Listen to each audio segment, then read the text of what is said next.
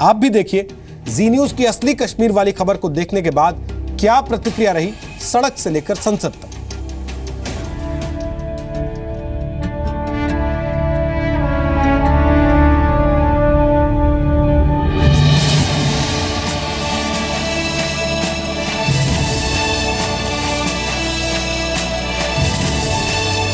And के गांव तक भी आप गए हैं और वहाँ के लोगों से आपने बात की है, जो जय माता का नारा भी लगा रहे हैं और देशभक्ति की बात कर रहे हैं।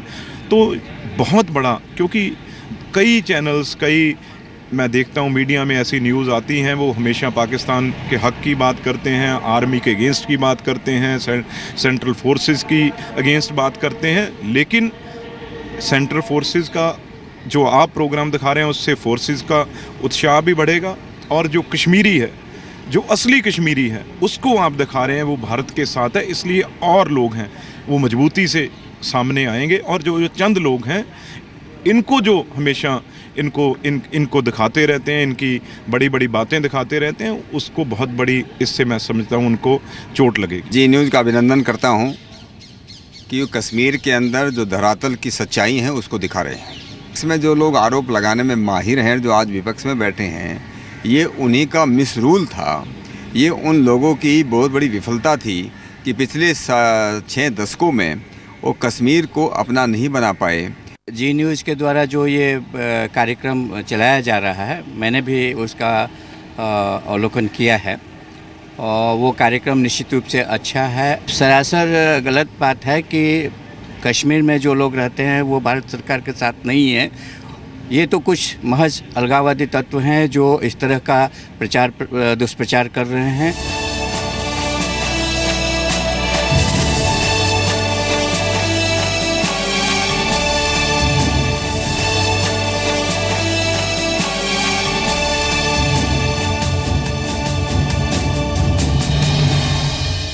और ये जो जी न्यूज़ की खबर है, कहीं ना कहीं एक इंटरनल रिपोर्टिंग जो है कि बहुत दिल से आने वाली आवाज़ है जो जी न्यूज़ ने सामने ला के रखा है। तो मेरे ख्याल से ऐसी रिपोर्टिंग होनी ही चाहिए कि जो एक प्रोपेगेंडा आज की डेट में आप देखो पाकिस्तान मीडिया, वहाँ की गवर्नमेंट या और लोग क्रिएट कर रहे हैं, तो एटलीस्ट वो चीज़ जो सामने इतने अगर व्यापक तरीके से आ सकती है तो अच्छी चीज़ें क्यों नहीं सामने आ सकती हैं। तो क्यों ना हम उस चीज़ को प्रमोट करें कि हाँ, ये कि जो यहाँ का नागरिक है वो क्या चाह रहा है। कश्मीर ऐसी जगह है जो जिन्होंने हम जैसों ने जो बचपन में देख लिया, इतना ब्यूटीफुल एंड यस, वहाँ के लोग जब मैंने देखा बचपन में, दे were simple, they were so nice, और हमें उन्हें पूरा सपोर्ट करना चाहिए।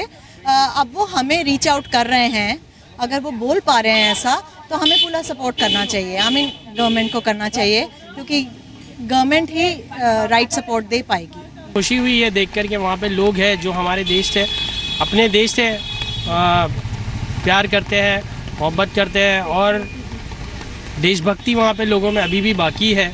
वरना जो दिखाया जाता था वो कम्प्लीटली नेगेटिव एक पिक्चर प्रेजेंट की जाती थी कि वहाँ पे केवल दंगा फसाद हो रहा है। तो हबीबुल्ला की बातों को सुनने और इस पर मंथन करने के बाद, जी न्यूज़ की रिपोर्ट देखने के बाद जाहिर तौर पर आप कश्मीर को लेकर बातचीत करेंगे, बहस करेंगे, एक नई मान्यता की तरफ बढ़े। लेकिन हम चाहते हैं कि कश्मीर के बारे में बोलते वक्त, सोचते वक्त आप देश की राजनीति से जुड़े लोगों को भी सुने।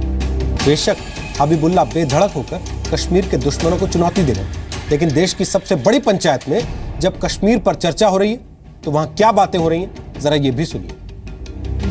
कश्मीर के 63 वर्ष के बुजुर्ग मीर हबीबुल्ला हिंदुस्तान जिंदाबाद कहने से नहीं डरते। वो कहते हैं कि कश्मीर हिंदुस्तान का है और रहेगा। कश्मीर में मौजूदा हालात ठीक नहीं है। आतंकवादी बुरहान वानी के एनकाउंटर के बाद से घाटी में तनाव के हालात हैं। चिंता संसद में बैठे जनता के नुमाइंदों को भी है। लिहाजा कश्मीर के हालात पर चर्चा का वक्त मुकर्रर किया गया और चर्चा में पहले वक्ता के तौर पर कांग्रेस के सांसद ज्योतिरादित्य सिंधिया ने भाषण की शुरुआत की, ये कहते हुए कि कश्मीर के हालात चिंताजनक हैं। उपाध्यक्ष महोदय, आज जो खास करके कश्मीर राज्य में हालत बिगड़ती हुई हम देख रहे हैं, वह केवल निराशाजनक नहीं लेकिन आश्चर्यजनक हो चुका। और इट्स टू लेट। जवाब की जिम्मेदारी बीजेपी सांसद अनुराग ठाकुर ने उठाई। अनुराग ठाकुर ने कांग्रेस को उनका इतिहास याद दिलाया। ये आपको कि 2005 में अगर टेररिस्ट वायलेंस, आतंकी हिंसा के 1990 मामले थे और 2014 तक आकर वो 222 तक कम होकर रह गए। और कुल मौत 2005 में अगर 1663 लोगों की हुई तो 2014 में कम होकर वो 185 की रह गई। बीजेपी और कांग्रेस के सभी सांसद जानते सब कुछ हैं, तो कुछ करते क्यों नहीं?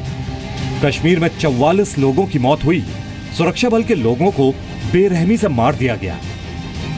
सवाल यह है कि कांग्रेस का कोई भी नेता क्या कश्मीर पहुंचा?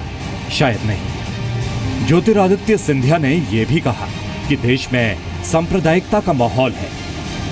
जो वातावरण आज देश में निर्मित हुआ है, चाहे असहिष्णुता का वातावरण हम देखें, दादरी जैसे मुद्दे, आज जो गुजरात का मामला उठा, चाहे यूनिवर्सिटी कॉलेज के मुद्दे, एक सांप्रदायिकता का माहौल, एक ध्रुवीकरण का माहौल। और ये स्टोन पेल्टिंग, ज्योतिरादित्य सिंधिया को अनुराग ठाकुर ने बताया कि कश्मीर में हालात 2010 में उनकी सरकार के दौरान बदतर थे। 3 महीने तक पथराव की घटनाएं रही, 3 महीने तक। क्या कारण था उसके पीछे? पिछले 2 वर्षों में कश्मीर में घुसपैठ और नौजवानों के आतंकवाद से जुड़ने के आंकड़े ज्योतिरादित्य सिंधिया ने पेश किए, तो अनुराग ठाकुर ने जम्मू कश्मीर में विकास का पिटारा खोल दिया। पिछले 2 सालों में उपाध्यक्ष महोदय, घुसपैठ में 65% वृद्धि हुई है और हमारे सेना बल के लोगों के विरुद्ध 47% मौतें हुई। ये जम्मू कश्मीर के लोगों ने बनाई है। 6 साल तक पूरा विकास करके जम्मू कश्मीर को आगे लेकर आएंगे। जो पिछले 60 वर्षों में नहीं हुआ वो इन 6 वर्षों में करेगी। तो एनडीए की सरकार, बीजेपी और पीडीपी की सरकार वहां पर करके देगी। कश्मीर पर चर्चा हो रही थी, लिहाजा कश्मीर के मौजूदा हालात में बुरहान के एनकाउंटर के बाद हुई हिंसा पर भी बयान दिया। तो बीजेपी ने पूछा कि आखिर सुरक्षा बल किस तरह अपना काम करे।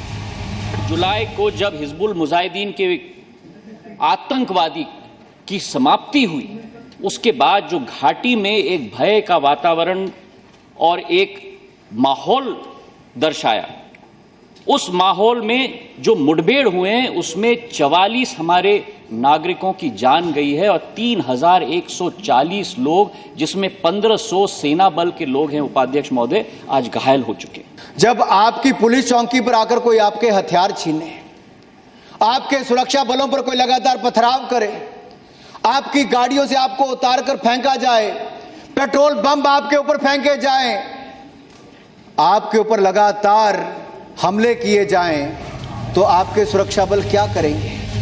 अपना भाषण खत्म करने से पहले कांग्रेस सांसद ज्योतिरादित्य सिंधिया ने सरकार की दूरदृष्टि पर भी सवाल उठाए।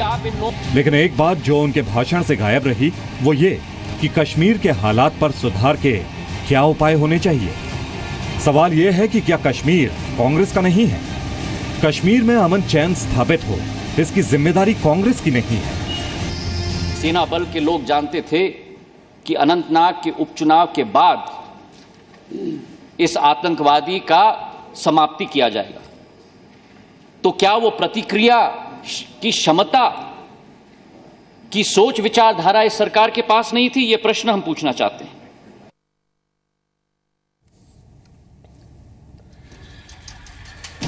तो ये दूसरा भाग था कश्मीर से हमारी आजाद रिपोर्टिंग।